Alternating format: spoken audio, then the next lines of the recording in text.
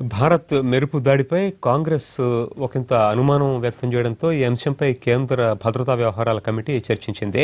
కేంద్ర భద్రతా వ్యవహారాల కమిటీలో చర్చకొచ్చిన అంశాలపై మరింత సమాచారం మా ప్రతినిధి ప్రసాద్ ఢిల్లీ నుంచి అందిస్తారు. ప్రసాద్, కాంగ్రెస్ ఆరోపణలు కావచ్చు లేదా ఆ మాటకు వస్తే ఎవరైనా కూడా వ్యక్తం చేసినటువంటి సందేహాలకైనా కూడా సమాధానం ఇచ్చేందుకు అన్నట్లు మరి విజువల్స్ ని విడుదల చేసిన నేపథ్యంలో భద్రతాపరంగా కూడా ఫ్యూచర్ ఆపరేషన్స్ కి మరి అది ఆటంకాలు కలిగించవచ్చనే భావన ఉంది. నేపథ్యంలో ఈ అంశానికి సంబంధించి ఇంకా ఇతర ఏ అంశాల మీద చర్చ జరిగింది భద్రతా వ్యవహారాల కమిటీలో?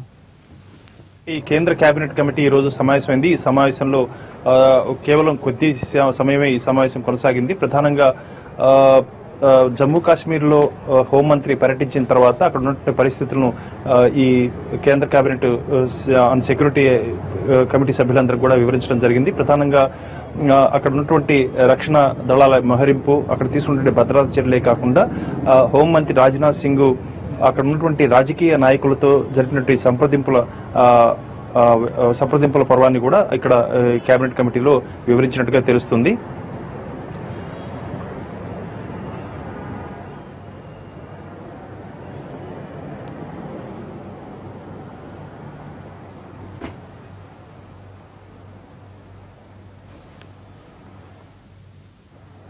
కేంద్ర కేబినెట్ ఆ తర్వాత కేంద్ర కేబినెట్ సమావేశం కూడా కొనసాగింది.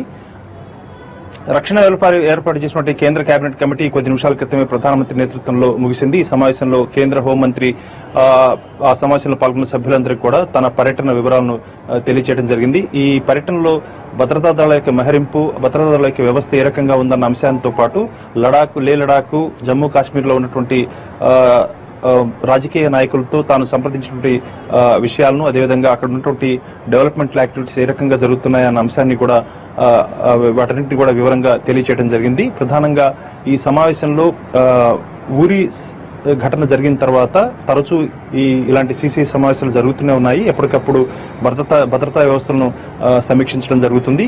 అదేవిధంగా ఈ రోజు కేబినెట్ సమావేశం జరిగింది. మొత్తం కూడా కేవలం అరగంటలోనే ముగిసింది. దీనిపై పూర్తి స్థాయిలో వివరాలు తెలిసి రాలేదు. కానీ మొత్తానికి పాకిస్తాన్ మీడియా చేస్తున్న ప్రచారం, అదేవిధంగా పాకిస్తాన్ ఆర్మీ, ఐఎస్ఐ అధికారికంగా చేస్తున్న ప్రకటనలను దృష్టిలో పెట్టుకొని ఈ పాకిస్తాన్ ఆక్రమిత కాశ్మీర్ లో భారత సైన్యం చేసినటువంటి మెరుపుదాడులకు సంబంధించినటువంటి వీడియో దృశ్యాలను బహిర్గతం చేయాలా లేదా అన్న అంశంపై కూడా కొద్దిపాటు చర్చ జరిగినట్టుగా అధికార వర్గాల ద్వారా తెలుస్తుంది. అయితే దీనికి సంబంధించి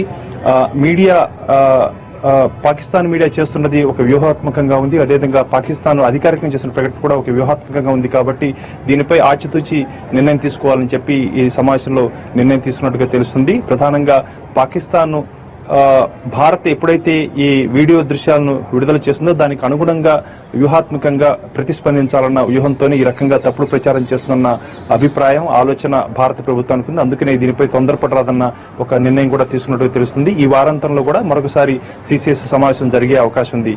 ప్రధానంగా ఈ బారాముల్లాలో బిఎస్ఎఫ్ ఆర్మీ క్యాంపుపై ఉగ్రవాదులు చేసినటువంటి దాడి, ఆ రకంగా ఆ తర్వాత వారు ఎక్కడా కూడా దొరకకుండా తప్పించుకుపోవటం, ఇది భారత ప్రభుత్వం చాలా ప్రతిష్టాత్మకంగా తీసుకుంది. ఇలాంటి సంఘటనలు తిరిగి జరగకుండా చూడాలన్న అంశంపై కూడా గట్టి పట్టుదలతో ఉంది. ఆ రకంగానే ఇప్పటికే అక్కడ ఉన్నటువంటి క్షేత్రస్థాయిలో ఉన్నటువంటి ఆర్మీ కమాండర్లందరూ కూడా ఆదేశాలు జారీ చేయడం జరిగింది. ఎక్కడా కూడా ఎట్టి పరిస్థితులు ఇలాంటి సంఘటన జరగకుండా అప్రమత్తంగా ఉండాలని కూడా ఆదేశించడం జరిగింది. స్వయంగా హోంమంత్రి కూడా ఈ అంశాలపై సమీక్షించి మరింత కట్టుదిట్టమైన చర్యలు తీసుకునే విధంగా అక్కడ అందరినీ కూడా అప్రమత్తం చేయడం జరిగింది. ఈ రోజు జరిగినటువంటి సమావేశంలో ప్రధానంగా ఈ మెరుపు దాడులకు సంబంధించి వీడియో దృశ్యాలను విడుదల చేయాలా లేదా అన్న అంశంపై నిర్ణయం తీసుకోలేదు. అయితే ఈ వారాంతంలోగా మరొకసారి సిసిఎస్ జరిగే సమావేశంలో ఈ అంశంపై ఒక నిర్ణయం తీసుకునే అవకాశం ఉంది.